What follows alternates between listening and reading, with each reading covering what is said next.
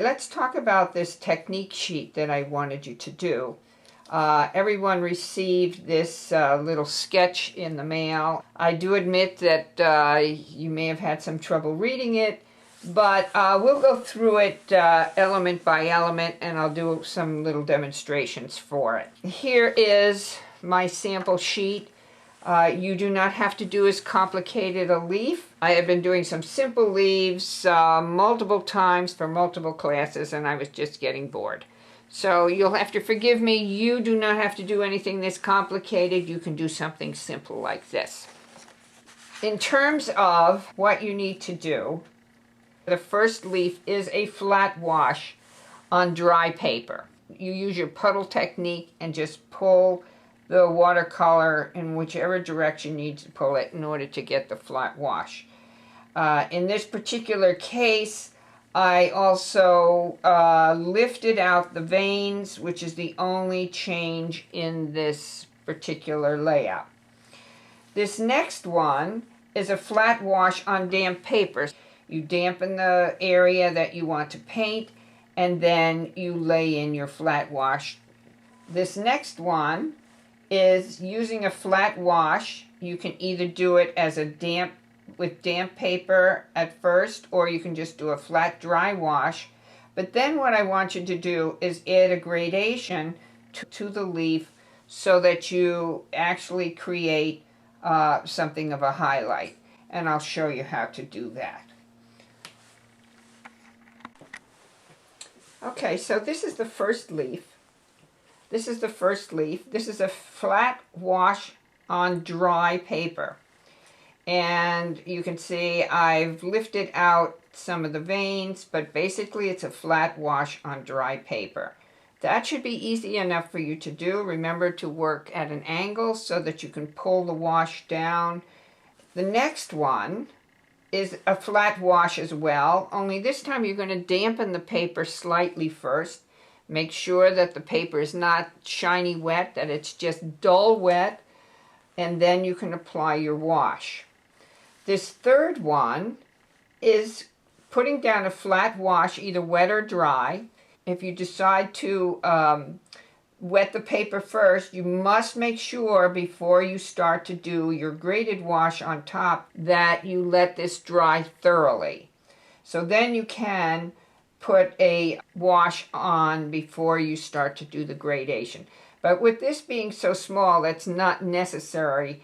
So let's do some of that. I'm going to use my number 4 brush, and we'll start by putting just the slightest bit of water. So I'm going to just wet up to the vein, very little water, just so that I have something that I can use for gradation.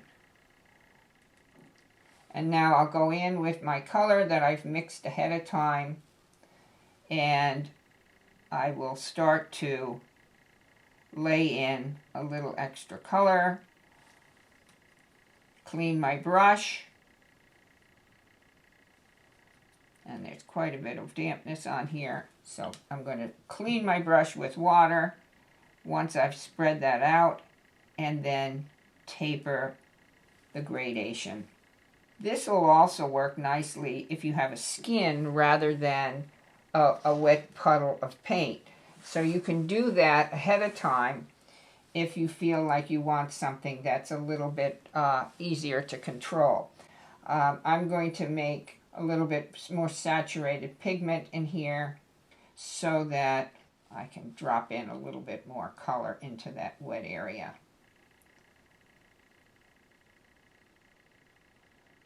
So this is a little bit richer pigment. Again, I'm going to clean my brush and do exactly what I did before.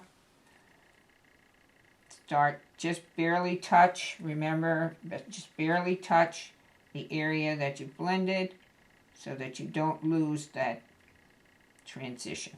So then I'm going to do another section here, a more saturated mix. Just barely touch it in order to blend it. And you'll notice I am staying away from the secondary rib as I fill this in. So basically that's your flat wash with a gradation on top. And you might even want to add a little bit of shadow on one side of your rib.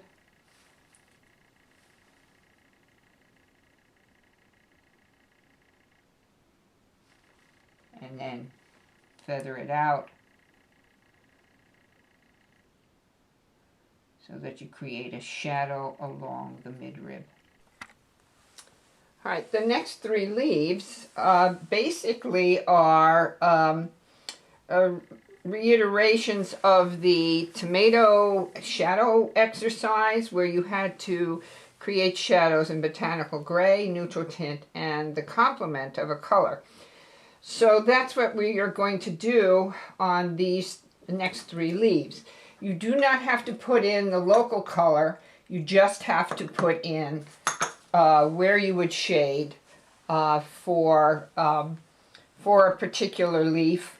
And with your leaves, which are a lot simpler, for instance here, you just have to put in your shadow color, not quite to the highlight, because you want the local color really to blend to the highlight, but you do want shadow value at these points on the leaf that move away from the light.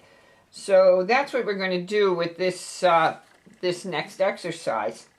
So I have some botanical gray here that I will use, and I'm going to put shadows in for where the veination is and for the tips of the leaves that kind of turn down.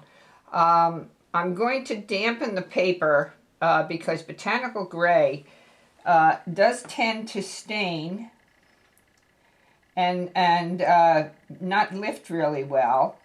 And so it's going to be necessary to dampen the paper so that you don't get these hard edges with the botanical gray. So I have quite a bit of botanical gray here that I've made over the years. And you're just going to blend it in. And basically your botanical gray is basically gradation. So that's what you want to do. You want to use the same technique that you used when you learned to gradate.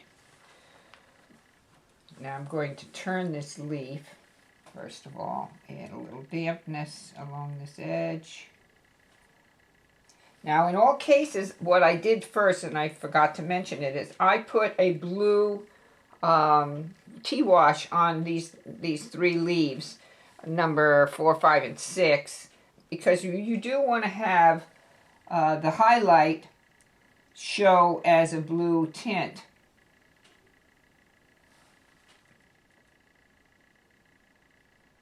So that the leaf reflects the sky. And you don't need to put a lot of shadow value,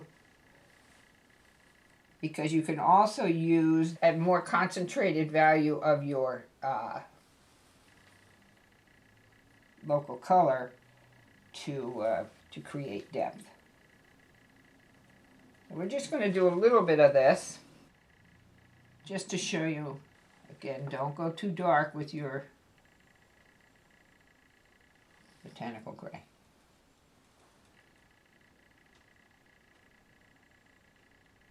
So I'm putting down botanical gray value and then cleaning my brush just like I would for a graded tone. Alright, so that's basically what you're going to be doing to put your shadows in. Now these, you do not have to put a wash of green over the top. You just need to show how the shadow colors work as either botanical gray or as neutral tint or as the complement.